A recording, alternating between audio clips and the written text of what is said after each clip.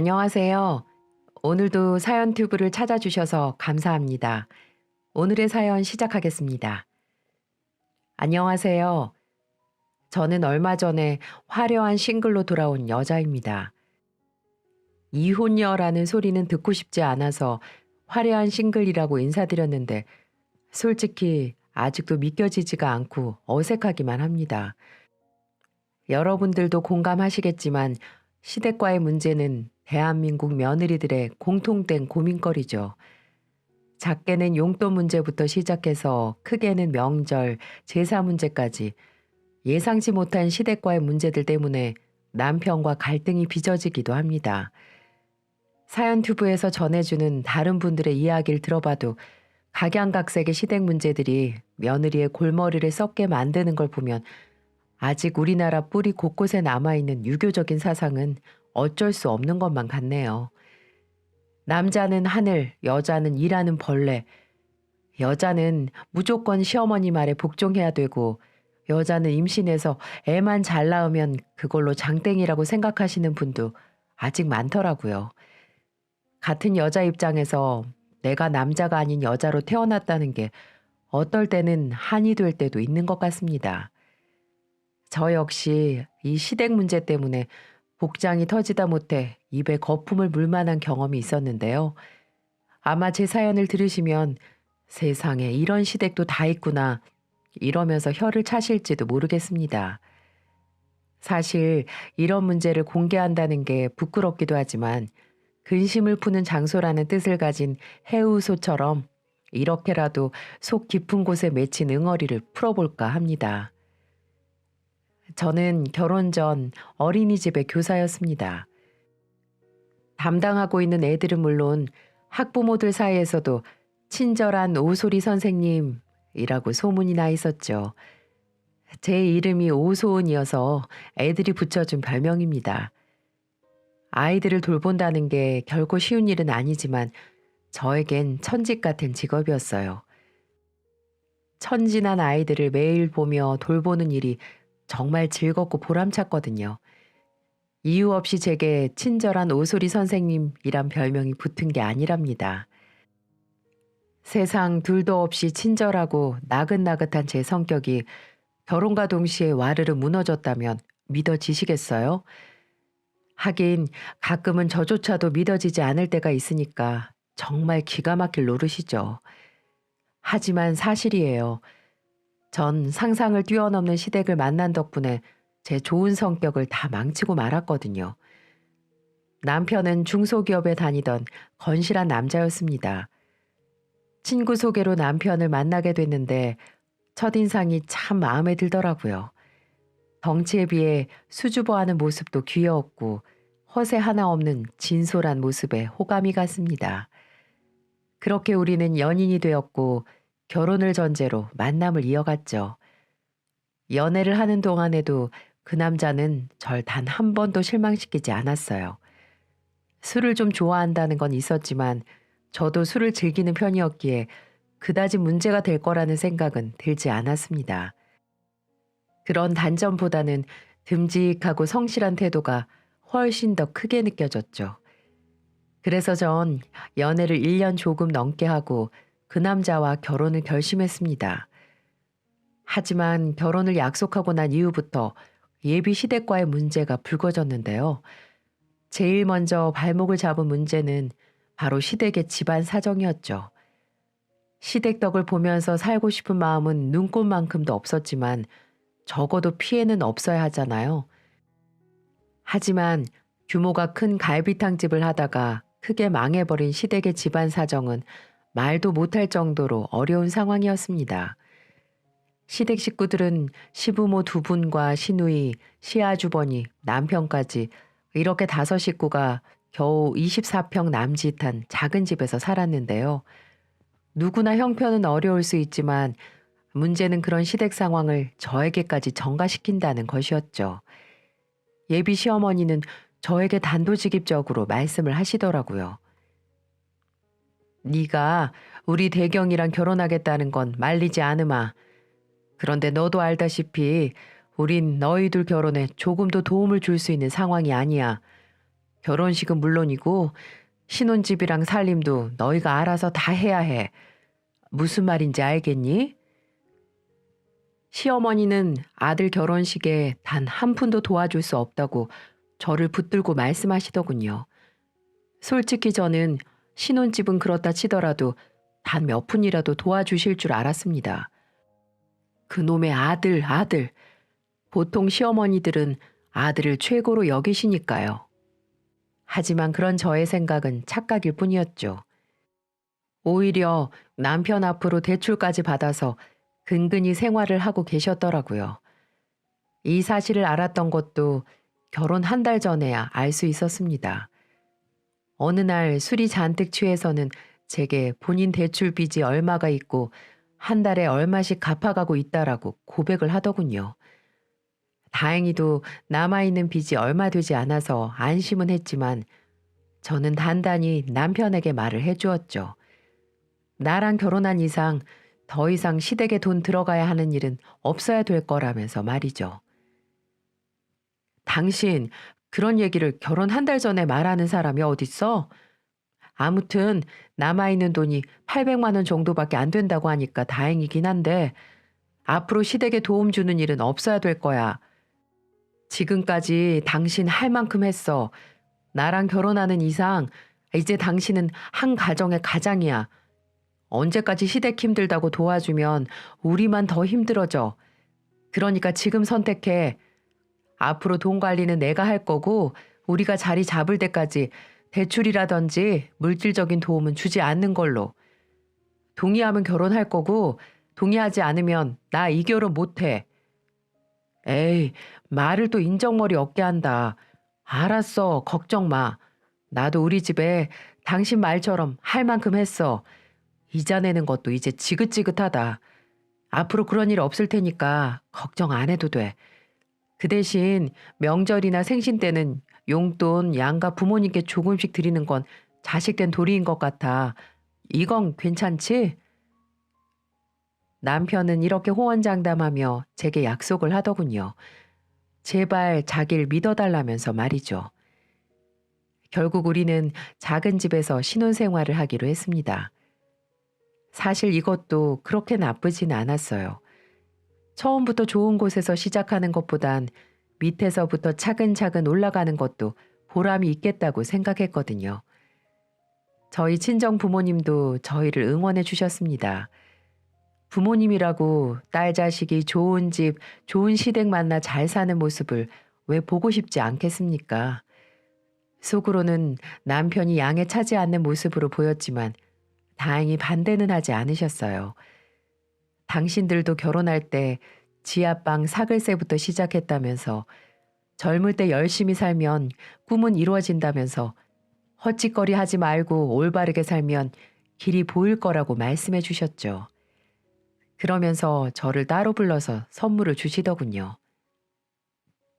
딸, 이거 너 결혼할 때 주려고 예전부터 모아놨던 건데 이거 우선 통장에 넣어놔라. 통장에 돈이 있어야 시집살이도 버틸 수 있는 거야. 얼마 안 되지만 꼭 필요할 때 쓰도록 해. 난 아직도 우리 딸이 시집을 간다는 게 믿겨지지가 않아. 엄마 아빠가 항상 응원할 테니까 우리 멋지게 잘 살아보자. 사랑한다 우리 딸. 부모님은 장롱 속에다 꼭꼭 숨겨둔 3천만 원을 그렇게 제게 주셨습니다. 제게는 너무 큰 돈이었어요. 그날 밤 엄마 손을 잡고 얼마나 울었는지 모르겠네요. 엄마 눈을 보니 마치 시집을 보내기 싫은 눈초리셨거든요. 왜 그때는 부모님의 심정을 이해하지 못했을까요? 정말 제 자신에게 화가 나기만 합니다. 아무튼 저는 그렇게 남편 하나만 믿고 결혼식을 준비하게 됐습니다. 신혼집 구하는 것도 참 쉬운 일은 아니더군요. 어찌나 집값이 비싼지 우리가 가지고 있는 돈으로는 아파트는커녕 일반 주택도 겨우 들어가는 수준이었어요. 그렇다 보니 남들보다 결혼 준비를 2배, 3배 힘들게 할 수밖에 없었고요. 참 힘이 들더군요. 다가오는 결혼 날짜에 맞춰 정신없이 뛰어다녀야 했습니다. 힘들어도 제 행복을 위한 제 선택이었으니까 달게 생각하면서 열심히 준비를 해야만 했어요. 그런데 그런 저를 힘 빠지게 하는 일들이 불쑥불쑥 튀어나오기 시작하는 겁니다. 예, 소은아, 너 예단은 어떻게 생각하고 있니? 네? 예단이요? 그래, 신부가 잘 살려면 예단을 단단히 준비해야 하는 거 알지? 다 시부모님의 무병장수를 위해 드리는 예의니까 그렇게 생각하고 이 정도만 준비해라. 시어머니가 빼곡하게 적어 넣은 예단 비용은 정말 구체적이면서도 일목요연하더라고요. 아니, 저희 결혼할 때 단 한 푼도 보태줄 수 없다고 하시던 분이 예단은 빠뜨리지도 않고 전부 받으시겠다는 게 말이나 됩니까? 시어머니의 메모에는 이불 예상 비용 얼마, 반상기 예상 비용 얼마, 은수저 예상 비용 얼마, 현금 예단 얼마 등등 너무 자세하게 담겨 있었고 현물 예물은 생략하고 그 비용을 보태서 오직 현금 예물로만 달라는 식으로 적혀 있는 거예요. 그렇게 해서 요구한 예단비가 2천이나 되더라고요. 그 액수를 보니까 입도 다물어지지 않았습니다. 저도 예단에 대해선 기본적으로 생각해 둔 바가 있었지만 어머니가 저렇게 나오시니까 그마저도 하기 싫어져 버리더군요. 일단은 웃는 낯으로 시어머니가 주신 목록을 받아왔지만 절대 이대로는 받아들일 수가 없었습니다. 전 신랑을 붙잡고 하소연을 했죠. 오빠, 어머니가 예단 비용으로 2천을 달라시는 게 말이 돼? 우리 신혼집이랑 신혼살림 준비하느라고 쇠가 빠지는데 어머님은 우리 사정 아시기나 한 거야? 게다가 어머님이 그러셨잖아. 우리 결혼하는데 한 푼도 못 보태주는 대신에 결혼 준비에 관해서는 일체 신경 쓰지 않으시겠다고. 그런데 예단을 이렇게 많이 달라시면 어쩌라고? 그러네. 내가 잘 말씀드려서 예단은 간소하게 하는 걸로 할게. 미안해. 우리 엄마가 아직 정신을 못 차렸나 보다. 간소하게 하는 것도 난 싫어. 처음에는 이불이라든지 몇 개 생각하고 있었는데 갑자기 이렇게 목록까지 작성해서 내게 내민 건 얼마나 날 우습게 보셨으면 그렇겠어. 그것도 자식들 결혼 비용은 한 푼도 도와주지 않으면서 신혼집도 얻을까 말까 하는 자식들한테 이렇게 2천만 원을 요구해도 되는 거야? 나 기분 나빠서 예단 생략할래. 그러니까 당신이 말씀 잘 드려. 전 정말 황당했습니다. 아들을 장가 보내고 마치 장사하는 것처럼 예단비를 작성하는 걸 보고 충격을 받지 않을 수가 없었어요. 그래서 이에는 이, 눈에는 눈이라는 마음으로 모든 예단을 거절해버렸습니다. 처음부터 호구라는 꼬리표를 달고 싶지 않았거든요. 이건 저희 친정 부모님도 잘했다고 하시며 동의를 해주셨고요. 소은아, 원래 옛날 사람들은 예단비를 중요시 여기긴 했는데 이 엄마가 봐도 이건 아니지 싶다. 잘 선택했어. 이 엄마가 이불이나 좀 보내줄 거니까 넌 신경 쓰지 마라. 요즘 세상에 누가 예단비를 저렇게 한다고. 부모가 다 부모가 아닌가 보다. 엄마, 나 처음부터 기죽고 살고 싶지 않아. 그이도 내 말에 동의했으니까 예단비는 신경 안 써도 될 거야. 한 푼이 아쉬운 판국에 왜들 저러는지 모르겠다.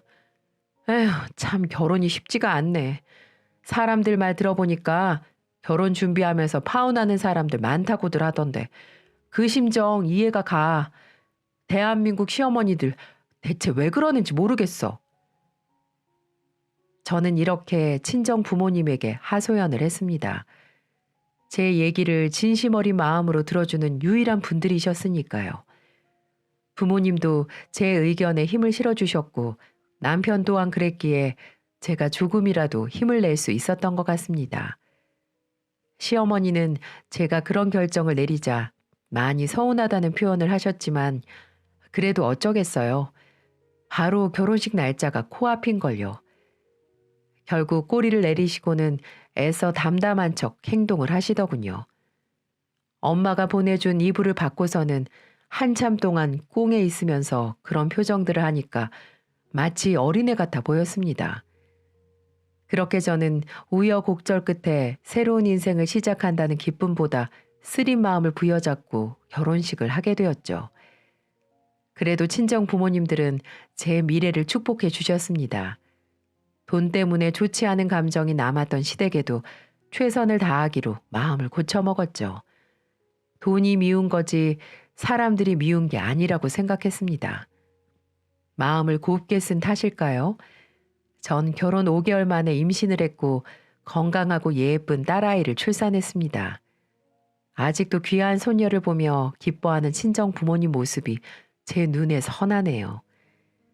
특히 과묵한 편이었던 친정 아버지가 손녀를 얼싸안고 한박 웃음을 짓는 모습은 머릿속에서 떠나질 않습니다.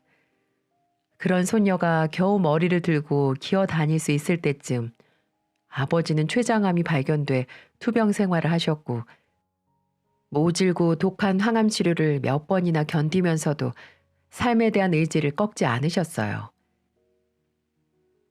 우리 어여쁜 손녀딸 유치원 가고 학교 가는 건 보고 죽어야지.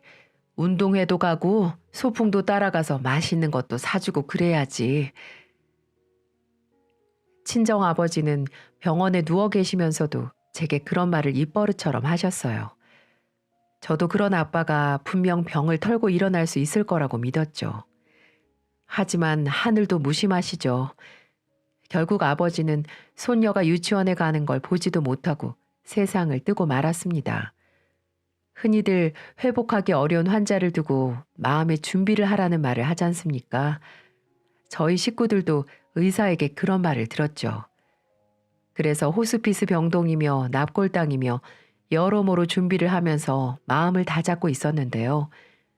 하지만 아무리 마음의 준비를 한다고 해도 사랑하는 사람이 떠나는 슬픔은 견디기가 어렵더군요.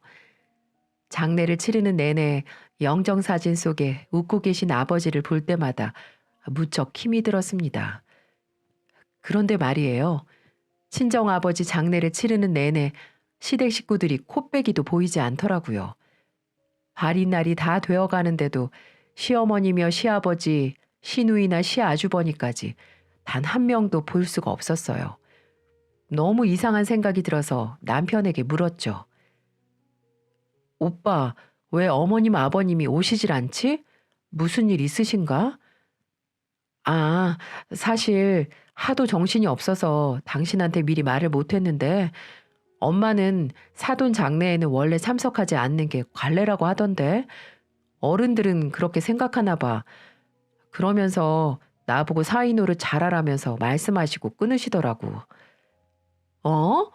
그럼 사돈 장례식에 오빠네 식구들이 아무도 오지 않는다는 거야? 아마 그럴 것 같아. 휴, 나도 뭐라고 할 말이 없다. 참 너무하다는 생각이 들었습니다. 어른들 중 같이 사는 아들이 있으면 경조사 부조금을 묻어간다고 생각하시는 분들이 더러 있다는 얘기를 듣긴 들었지만 이렇게 노골적일 줄은 몰랐죠. 아니 그렇다면 적어도 아주버니나 시누이 정도는 참석해야 하는 게 아닐까요? 당시에는 경황도 없고 너무 슬픈 마음에 깊이 생각하지 않았지만 모든 일이 끝나고 보니까 갈수록 서운한 마음이 드는 겁니다.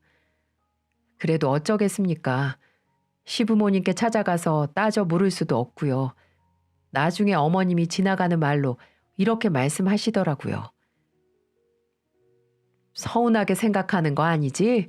원래 같이 사는 아들이 있으면 사돈 장례에는 굳이 참석하지 않아도 되는 거야. 옛날에는 다 그랬어. 그런 말을 툭 하고 던지는 시어머니가 진짜 얄밉게 보이는 겁니다. 세상에 그런 게 어디 있습니까? 사돈 장례 때 진심으로 조문하면 집안이 망하기라도 하는 걸까요? 참다 못해 저도 은근히 한마디를 했죠. 그럼 딸도 마찬가지예요? 딸도 남편이랑 같이 살고 있는 거니까 만약 시댁 어른이 돌아가시면 저희 엄마도 장례에 참석하지 않으셔도 되는 거예요? 뭐? 어머, 얘 말하는 것 좀 봐. 아들이랑 딸이랑 같니? 아, 그렇구나. 다른 거구나.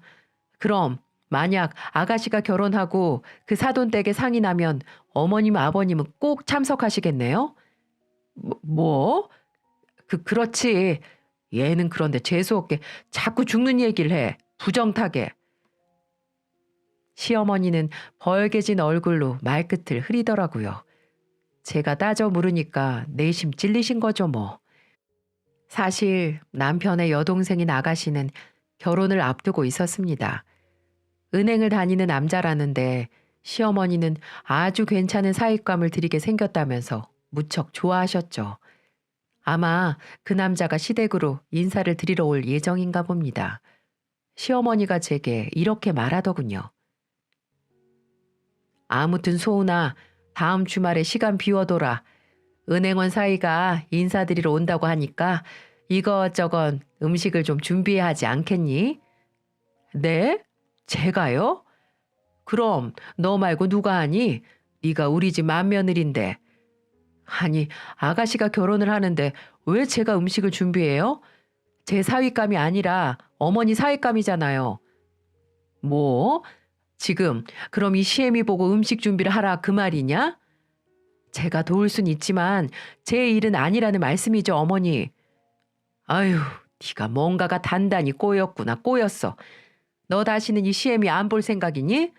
그럴 거 아니면 군소리 말고 주말에 일찍 와라. 어?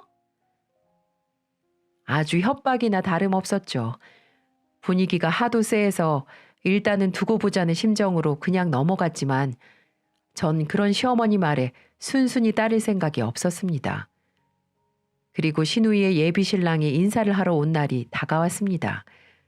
전 시어머니에게 제가 음식 다 준비해서 집으로 가져갈 테니까 아무 걱정하지 말라고 말씀을 드린 다음 그 시간에 맞춰 시댁으로 갔습니다. 어머니가 제가 준비한 음식들을 보고 기겁을 하셨어요. 아니, 얘, 대체 이것들이 다 뭐냐? 족발에다 치킨에다 이건 보쌈? 지금 이런 걸 손님상에 내놓으라고 가져온 거니? 네, 어머니, 요즘 젊은 사람들 다 이런 거 좋아해요. 전 음식 솜씨가 어머님만 못하니까 제 나름대로 준비한 거예요. 여기 초밥도 사왔어요. 제가 아가씨 때문에 돈을 얼마나 썼는지 모르겠네요. 다 가족이니까 제가 이렇게 신경 쓴 거예요. 시어머니는 모르는 척하며 너스레를 떠는 제 모습에 기가 많이 막혔나 봅니다.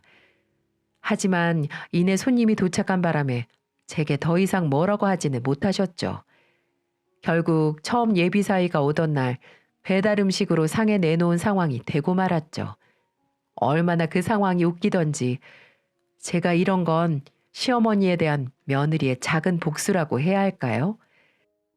그래도 신우이의 예비신랑은 제가 준비한 음식을 잘 먹더라고요. 하긴 동네 맛집에서 소문난 곳에서 음식을 공수해 왔으니까 맛이 없을 리가 없겠지만은요. 거기서 저는 한 번 더 작은 복수를 했어요. 어머, 배고프셨나 봐요. 은행에 다니는 능력 좋은 사이 온다면서 그렇게 좋아하시던데. 어째 음식은 입에 맞아요? 네, 너무 맛있어서 오늘은 밥을 두 그릇은 먹어야 될 것 같아요. 어머님이 저 온다고 이렇게 상다리 부러지게 차려주신 거 감동받았습니다. 네, 감동까지요? 그건 어머님 말고 저한테 말씀하셔야 할 것 같은데요. 네, 어머님이 하도 음식 솜씨가 없으셔서 제가 맛집 찾아다니면서 음식을 공수해 왔거든요. 그러니 음식이 맛없을 리가 없지 않겠어요? 저희 어머니는 워낙 손에 물 묻히기 싫어하시는 분이라 이런 음식들 못해요. 그래도 많이 드세요. 누가 한들 뭐가 중요하겠어요. 정성이 중요하지. 제가 이렇게 작심한 듯 말을 해버리자 한순간에 분위기가 차디차게 썰렁해지더군요. 어머니는 저를 눈을 부릅뜨고 째려보고 계시면서 주먹을 꽉 쥐시는데 저는 눈 하나 깜짝하지 않았네요. 시어머니는 친정아버지 장례식에 참석하지 않은 것이 못내 마음에 걸렸는지 제 소심한 복수에도 결국은 끝까지 참으시더라고요. 남편도 마찬가지였어요. 사실 남편이 제게 한마디 할 줄 알았거든요. 그런데 오히려 저보고 잘했다며 제 편을 들어주더라고요. 그것으로 전 시댁이 장례식에 참석하지 않은 응어리는 풀기로 했죠. 그리고 이 사건으로 시어머니에게 제가 쉬운 며느리가 아니라는 것도 분명히 각인시켰고요. 사실 그 뒤로는 시어머니와 대면대면 하긴 했지만 결혼할 때 예단 문제나 이번 장례식 사건도 생각이 나면서 차라리 성격 맞지 않은 시어머니와 그렇게 지내는 편이 더 낫겠다 싶더라고요. 그렇게 전 시댁과 적당한 거리를 두며 살았고 나름 그 생활에 적응하며 편안하게 지냈습니다. 그 뒤로도 아이를 둘이나 더 낳았죠. 하지만 시어머니는 무심한 게 태생인지 아니면 아직도 장가 못 간 아주머님의 핏줄을 기다리시는 건지 손자 손녀들이 태어나도 영 시큰둥했습니다. 그래도 그런 시어머니의 반응에 그다지 신경을 쓰지 않았죠.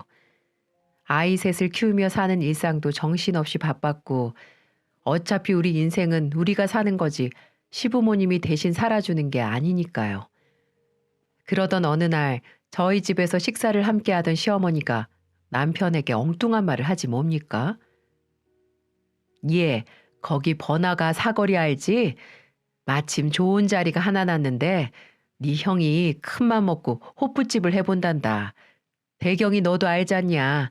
네 형이 그래도 뭐 하나 하겠다고 마음 먹으면 끝까지 하는 스타일이잖니. 장남이 일 한번 해보겠다는데 부모 형제들이 도와야지 어떡하겠냐. 그래도 대경이 네가 형편이 좀 나으니까 형 한번 도와주는 게 어떻겠니?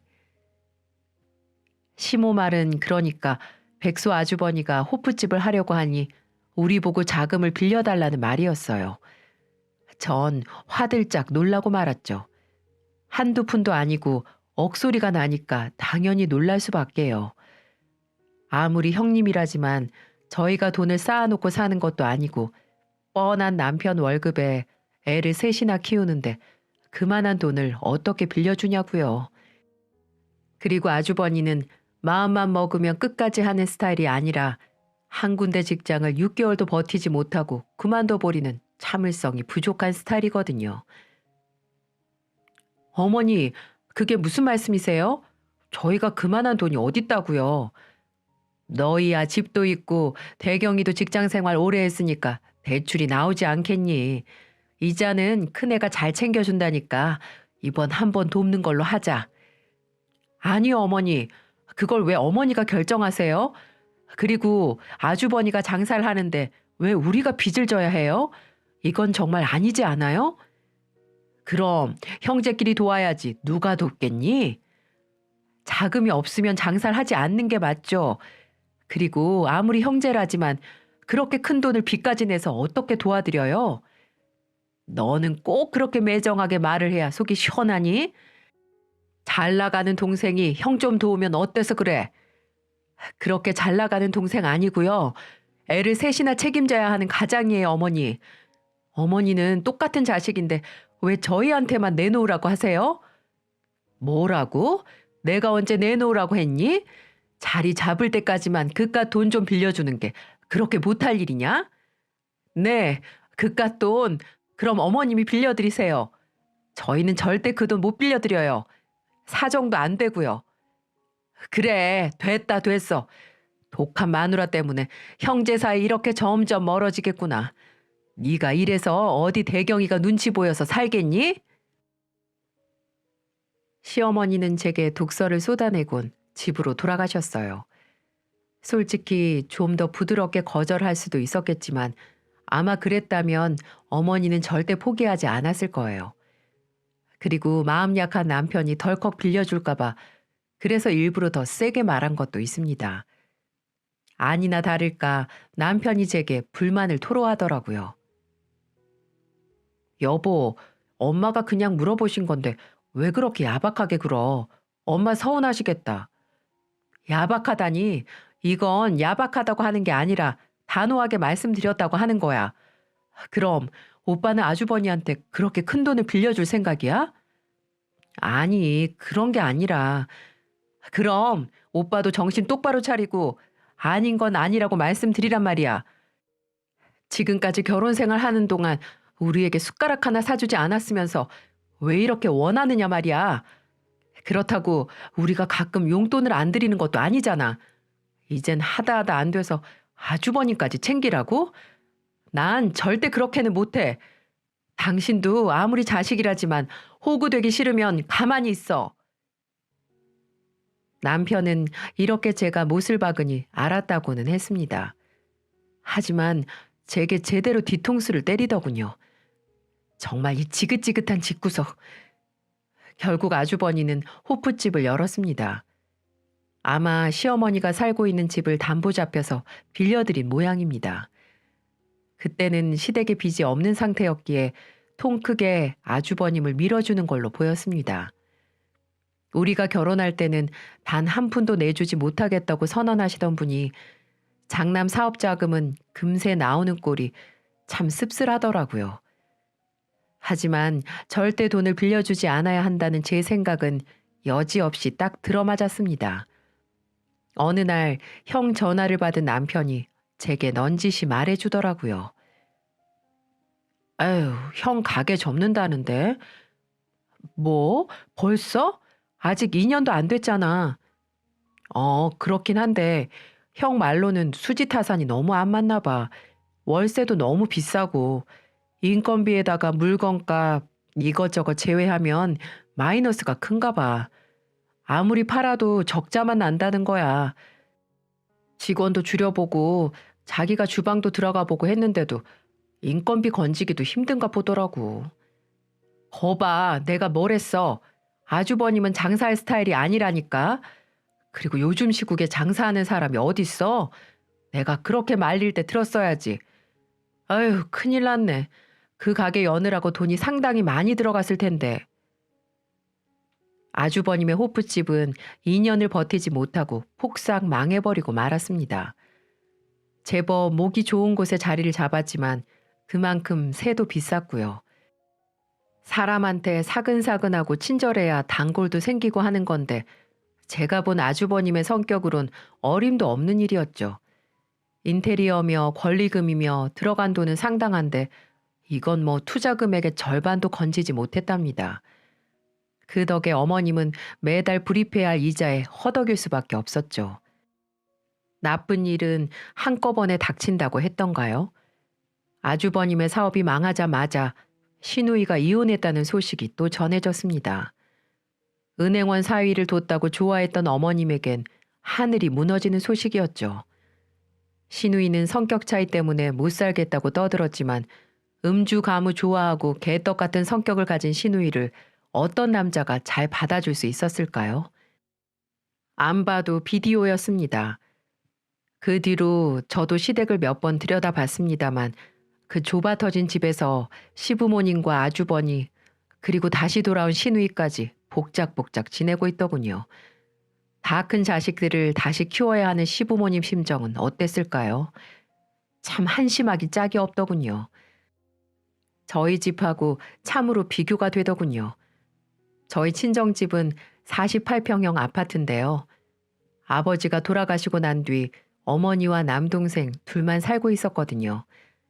그러니 시댁을 친정집이랑 비교하면 제 눈엔 정말 복잡해 보일 수밖에 없었죠. 그렇게 기세 좋던 시어머니도 얼굴에 그늘이 져선 한숨을 푹푹 쉬는데 치근한 생각까지 들더라고요. 하지만 무작정 장남을 지원한 어머니 잘못이니까 누구를 탓할 순 없죠. 자칫 제가 시어머니 꼴이 될 뻔했다고 생각하니까 등골이 서늘해지더라고요. 하지만 시댁의 불행이 제게도 번져버린 걸까요? 그로부터 몇 년 뒤 유방암을 앓고 있던 친정엄마가 투병 생활 1년을 견디지 못하고 돌아가시고 말았습니다. 아버지를 떠나보내고 나서 엄마까지 연이어 암으로 보내야 했으니 제 마음은 뻥 뚫린 듯 황망하기 그지없었습니다. 언제나 제 편이 되어주고 저를 아껴주던 엄마, 너무 가슴이 아팠습니다. 하지만 떠난 엄마를 추억할 겨를도 그리 길게 가질 수 없었네요. 전 새 아이를 돌봐야 할 엄마였고 아이들은 슬퍼하는 엄마를 잘 이해하지 못했습니다. 그렇다고 남편이 그런 절 위해서 힘이 돼주는 것도 아니었어요. 첫째 때는 육아나 집안일을 적극적으로 도왔던 남편도 둘째, 셋째 때는 그때만큼 돕지 않더라고요. 툭 하면 잦은 술자리를 가졌고 주말마다 꼬박꼬박 조기 축구는 빠지지 않으면서도 집안일에는 소홀했죠. 이 문제로 여러 번 티격태격했지만 남편에게서 개선될 여지는 보이지 않았습니다. 그래서 저도 더 이상 기대하지 않고 포기한 지 오래였어요. 친정엄마의 장례를 치른 후 남동생이 제게 이런 말을 하는 겁니다. 누나가 조카들이랑 이 집에서 살아. 여기 애들 학교 다니기도 좋고 집도 넓잖아. 난 어차피 결혼 약속한 친구가 있어서 그 집에서 지내려고 해. 뭐? 그럼 동거를 한다는 거야? 어, 우리 결혼하기까지 오래 걸리지 않을 거야. 여자친구가 회사에서 맡은 프로젝트가 있는데 연말에 그거 끝나면 내년 초쯤에 결혼하려고. 그러니까 누나 매형이랑 널찍한 곳에서 살아. 참 배려심이 깊은 동생이었습니다. 자기는 어차피 지낼 곳이 있으니 제게 넓은 집을 양보하겠다는 것이었죠. 제가 어차피 재산은 공동 상속되는 것이니까 매매를 해서 공평하게 나누자고 해도 팔지 말고 가지고 있어야 이득이라며 사양을 하더라고요. 결국 저는 동생의 제안을 받아들이기로 했습니다.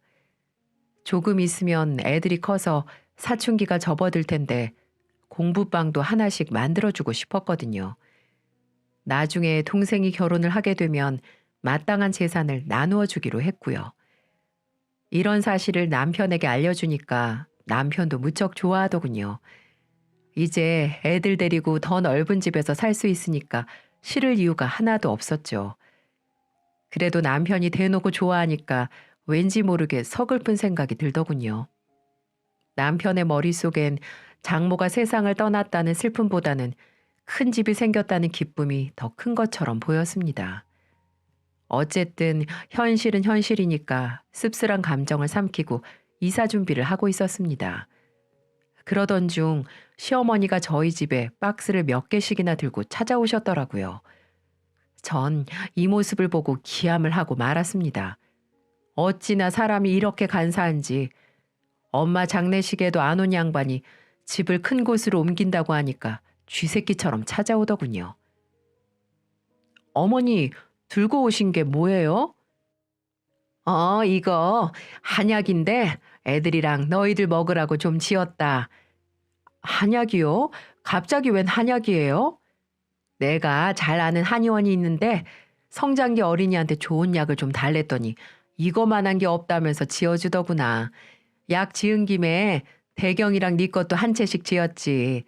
부모들이 건강해야 자식들도 잘 크는 거잖니. 어휴, 그래도 한꺼번에 이렇게나 많이 지으셨어요? 돈도 꽤나 들었을 텐데. 내가 니들한테 언젠가 보약 한 채씩 지어줘야지 했는데 이제야 해주는 거야. 그러니까 부담 갖지 말고 잘 챙겨 먹어라. 네. 저는 이때까지만 해도 시모의 검은 속내를 알지 못했습니다. 그런데 슬슬 숨겨진 발톱을 꺼내기 시작하더군요. 우리 아들한테 얼마 전에 들었는데 사부인이 계셨던 본가로 이사 가기로 했다고? 어머, 그 얘기를 벌써 들으셨어요? 네, 아직 동생이 살고 있어서 확실히 날짜가 잡힌 건 아닌데 아무래도 그 동네가 애들 키우기도 좋고 학군도 좋고 해서 옮기는 게 좋을 것 같아서요. 그건 그렇지. 사돈댁 위치야 두말할 나위 없이 좋지. 평수도 꽤 되지 않나? 네, 48평대 아파트죠. 그래, 48평대면 정말 운동장처럼 넓겠구나. 애들 키우면서 살기엔 너무 넓지 않을까? 넓긴요. 애가 셋인데요. 다섯 식구 살다 보면 그 평수도 은근히 부대껴요. 아무리 그래도 우리 집만 하겠니? 너도 알다시피 24평대에서 네 식구랑 살아봐라. 숨이 턱턱 막힌다니까. 하긴 어머님네는 내 식구 살기엔 좀 좁긴 하죠. 그래서 말인데 혹시 본가로 들어가면 말이다. 당분간만 네 아주버니랑 시누이랑 살면 안 될까? 네? 누가 누구랑 살라고요?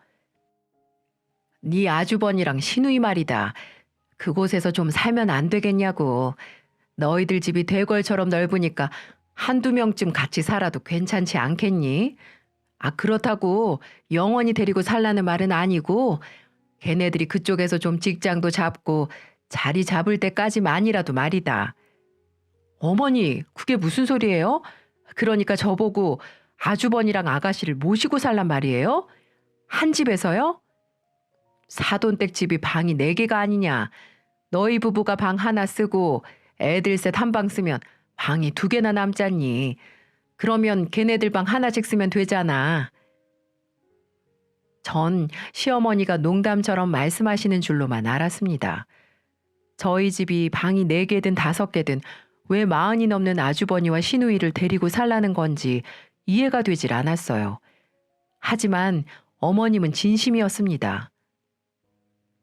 소은아, 네가 여태껏 내 부탁은 한 번도 들어주지 않았잖니. 그러니까 이번만큼은 네가 좀 양보를 해주거라. 너도 알다시피 우리 집은 내 식구 살기엔 너무 비좁잖니. 50평 가까운 집에서 살게 됐으면 네가 좀 배려를 해줘. 어머니, 말이 되는 말씀을 하셔야죠. 저희 집에서 아주버니랑 아가씨를 어떻게 데리고 살아요? 저 애 셋이나 키우는 사람이에요, 어머니. 그래, 누가 뭐랬니? 그러니까 당분간이라고 말하잖아. 네 아주버니도 아가씨도 그 지역에서 직장 잡기가 더 쉬우니까 하는 소리잖니.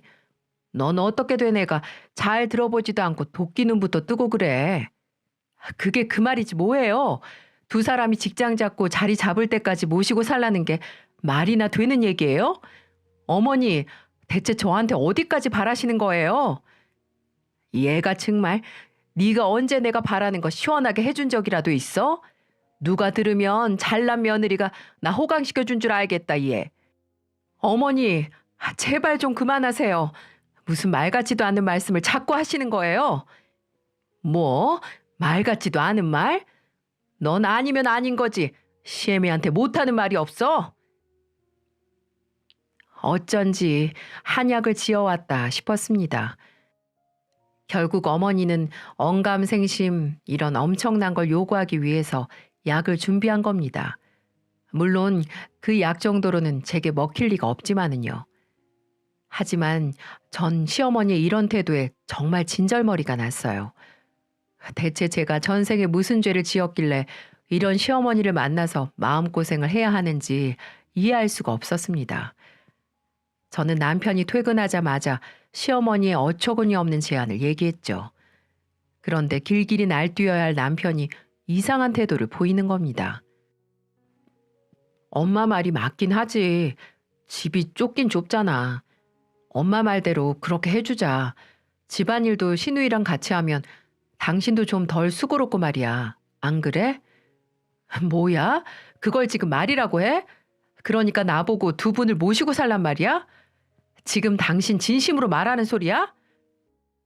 어, 자리 잡을 때까지만 우리가 도와주자.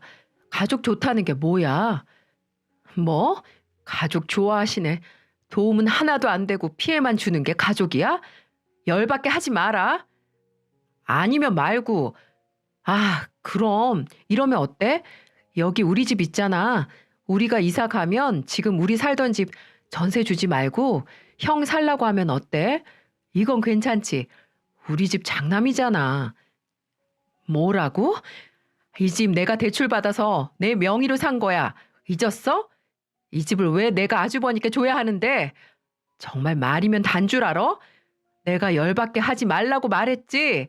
마지막 경고야? 아니, 뭐 공짜로 주자는 건 아니고 그냥 엄마 집이 좁아서 힘드니까 당분간 나와서 살라고 하자는 거지. 어차피 전세 내줘도 나중에 돌려줘야 하는 건데 그러면 쌤쌤 아니야? 진짜 사람이 어떻게 그렇게 야박하냐? 인정머리가 없어가지고는. 정말 어이가 없었습니다. 모자가 쌍으로 열받게 하는데 남편은 아무래도 핏줄 따라갈 모양입니다. 그간 빚밖에 없는 남편 믿고 살아온 제 세월이 참 허망하게 느껴지더군요. 저는 그날 남편과 대판했습니다. 다음 날 저 홀로 시어머니 댁에 찾아갔어요.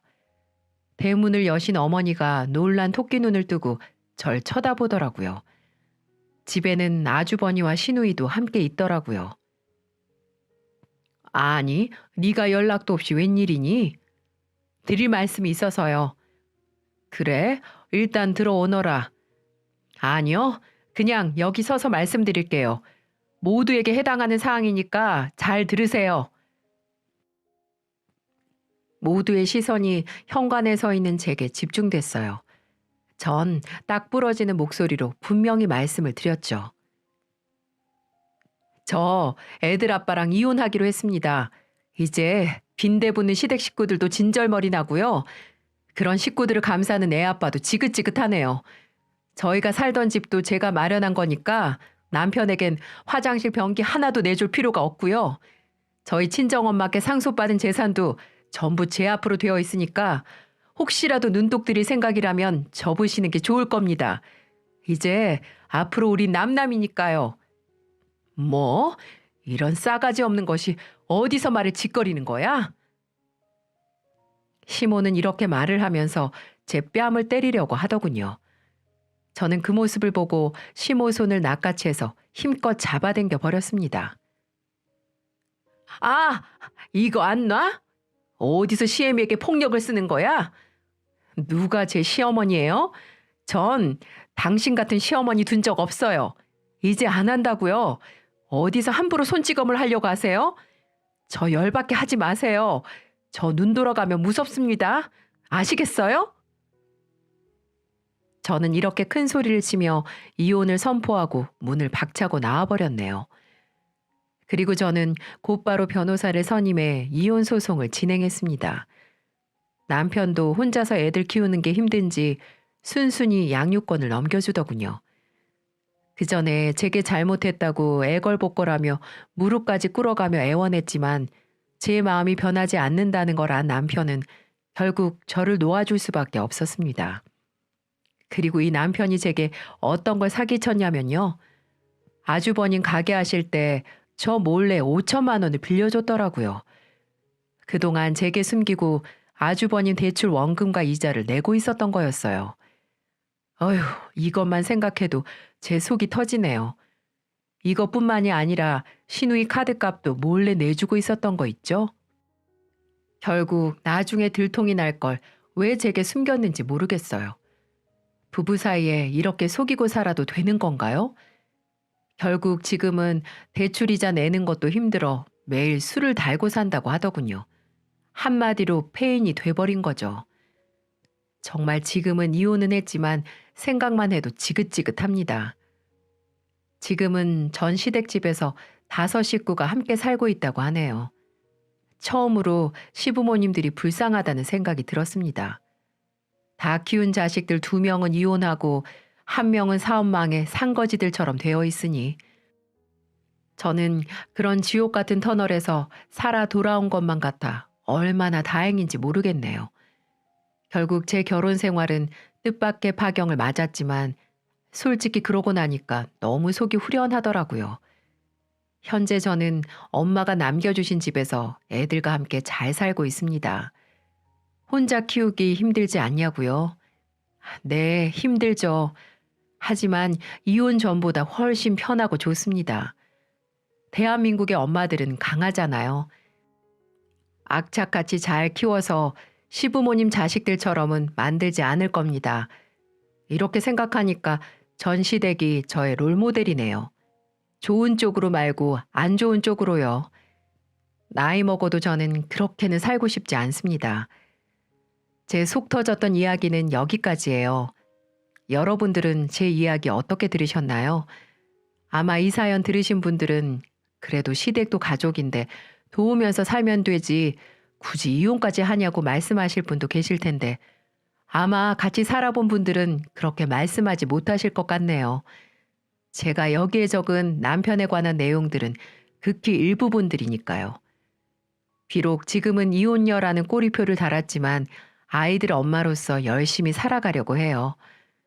저만 바라보는 아이들이 있으니까요. 다시는 이런 사연 적을 일이 없도록 참되고 올바르게 살아가도록 노력하겠습니다. 이걸 보시는 여러분들도 항상 건강하시고 행복하셨으면 좋겠습니다. 긴 이야기 들어주셔서 감사합니다.